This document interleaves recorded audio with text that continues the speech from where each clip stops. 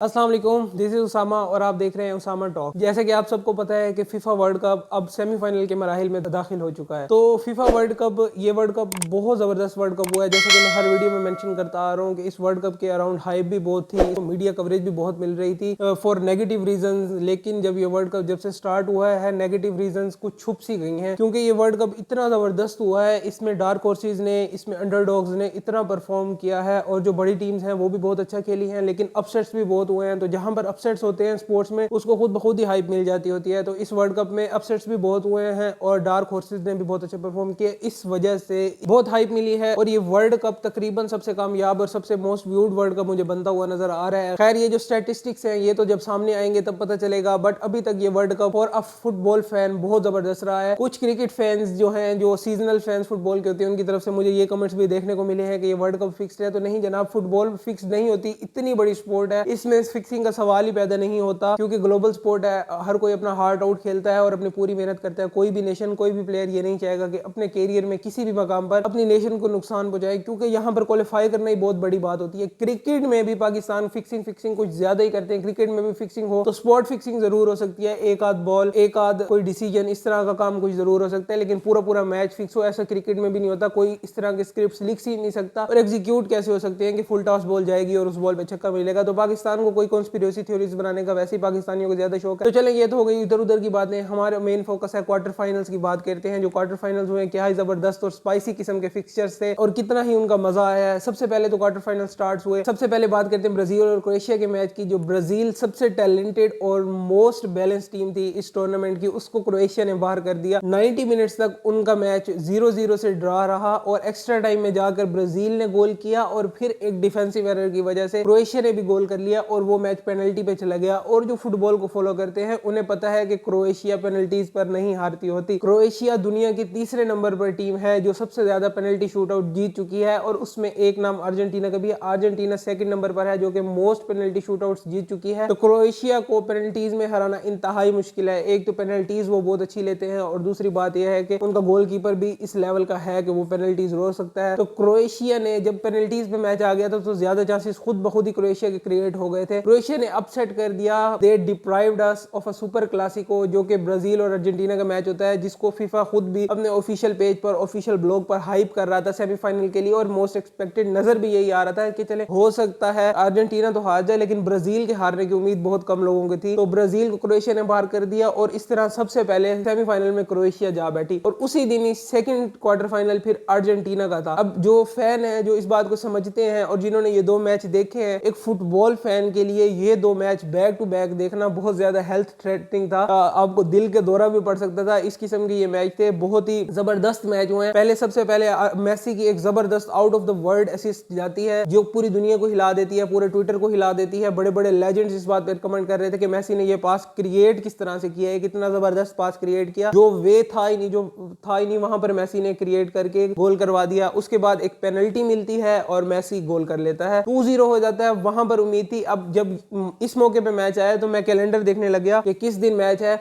और किस तरह से प्लान आउट करना है, कहाँ क्या देखना है। अब थोड़े जिस तरह बंदा अपनी रूटीन को वर्कआउट करते हैं, क्योंकि अब अर्जेंटीना सेमीफाइनल में पहुंच चुकी है और मैं जैसे कि पहले भी कई वीडियोस में मेंशन कर चुका हूं कि अर्जेंटीना मेरी फेवरेट टीम है, तो यहाँ पर बिल्कुल डन एंड डस्टेड हो चुका था। बट 80 मिनट्स तक मैं बार बार जिनके साथ बैठ के फ्रेंड्स के साथ मैच देख रहा था उन्हें यही कह रहा था कि ये फुटबॉल है, एक गोल दो गोल का मार्जिन कुछ भी नहीं होता। अगर एक गोल हो जाता है तो दूसरा गोल डेफिनेटली एक्स्ट्रा टाइम में हो जाएगा। तो ऐसा ही हुआ, पहले एक गोल हुआ और उसके बाद जो दूसरा गोल हुआ एक गलत जगह पर फ्री किक देने की वजह से और एक ब्रिलियंट मूव नेदरलैंड की तरफ से जो थी उस पर उन्होंने गोल कर लिया और 2-2 से बराबर हो गया। अब जब इस तरह की सिचुएशन आ जाए तो मोमेंटम शिफ्ट हो जाता है दूसरी टीम की तरफ जो कम बैक कर रही हो। बट अर्जेंटीना ने एक्स्ट्रा टाइम में बहुत अच्छा खेला। नेदरलैंड के पास बेरली ही बॉल गई थी और उनकी बेरली उनकी की तरफ से कोई अटैक हुए थे। गोल चांसेस जितने भी क्रिएट किए थे दूसरे अपना एक्स्ट्रा टाइम में अर्जेंटीना ने क्रिएट किए थे और कई दफा नियरली स्कोर भी कर लिया था। और लास्ट जो किक थी मैच की उस पे पोस्ट को बॉल अंदर से लगकर वापस आ गई थी। तो अर्जेंटीना थ्रू एंड थ्रू वहां पर आगे रही। बट जब पेनल्टीज पे मैच आ जाए तो वो कंप्लीट तुक्का होता है। अब 2014 की यादें दोबारा से ताजा होने लग गई। 2014 में सेमीफाइनल में नेदरलैंड को ही अर्जेंटीना ने पेनल्टीज पर ही हराया था। खैर वो मैच 0-0 से हुआ था, ये 2-2 से ड्रॉ होकर आगे आ रहा था। तो 2014 में जो अर्जेंटीना के कीपर थे सर्जियो रोमेरो, उन्होंने बहुत जबरदस्त किस्म की कीपरिंग की थी और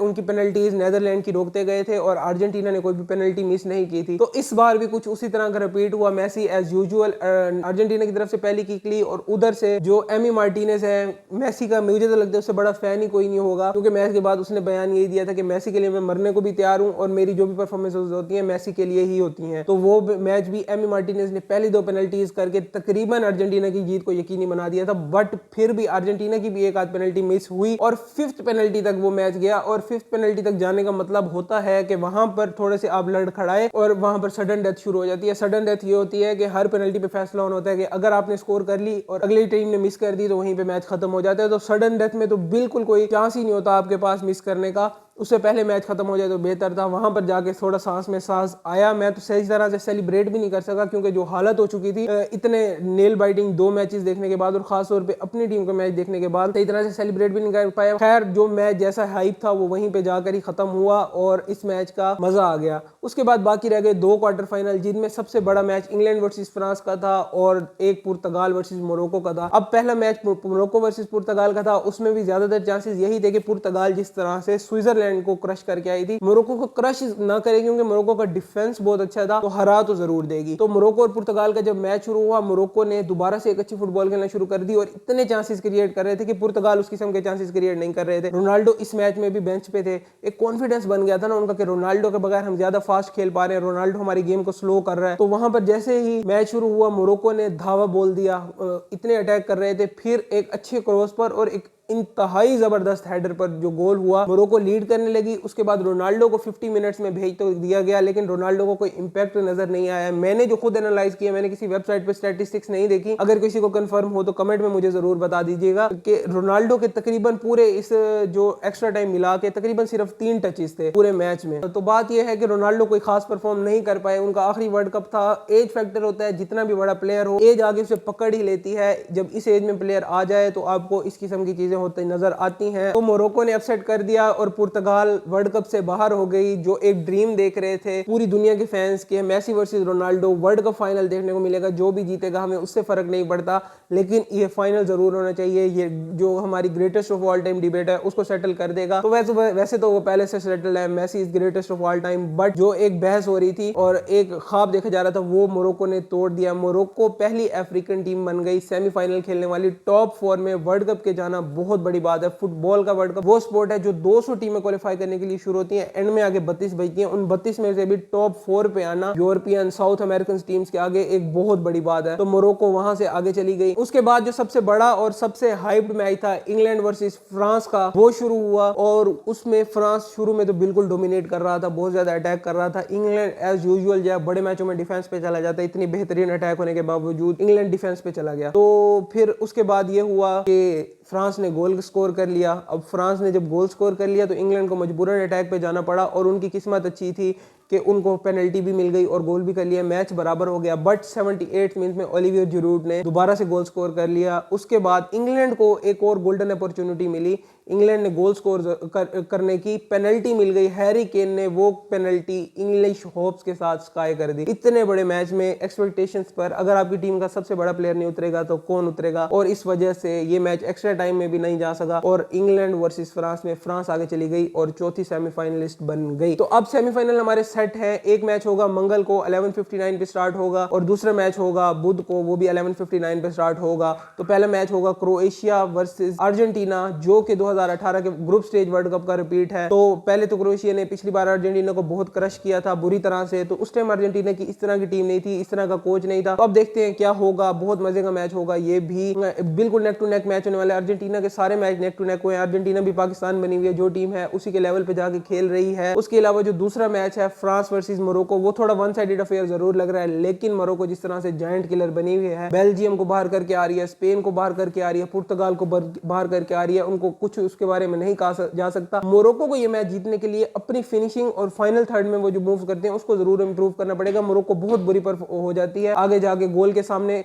बिल्कुल क्लियर कट चांसेस मिस कर देते हैं। फ्रांस के खिलाफ एक तो चांसेस मिलेंगे नहीं, अगर मिलेंगे तो उनको आपको कैपिटलाइज करना पड़ेगा जीतने के लिए। बाकी best of luck for Messi, और आप जिस टीम को सपोर्ट कर रहे हैं वो भी जरूर बताइएगा, और आप किसको वर्ल्ड कप जीतता देख रहे हैं वो भी जरूर बताइएगा। फिर सेमीफाइनल के बाद एक वीडियो इसी टॉपिक पर बनाऊंगा। अभी के लिए इजाजत चाहता हूं, दुआ में याद रखना। अल्लाह हाफिज।